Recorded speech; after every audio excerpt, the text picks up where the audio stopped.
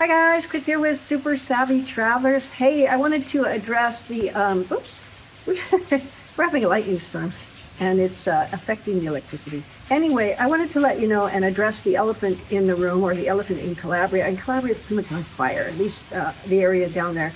Hopefully a lot of it is put out, but 2 weeks ago to up to now, there has just been massive raging wildfires, and it's a problem. You know, every year it happens. This one's particularly bad, but I want to say, thank you to the first responders and everybody down there that worked so hard to put these fires out when they happen, because they're so on the ball. Whether it's the middle of the night, whether it's who knows, they're there and they're working, and some of them are just volunteers and they're really fantastic at what they do. So let's give them a huge round of applause. Let's keep Calabria in our hearts.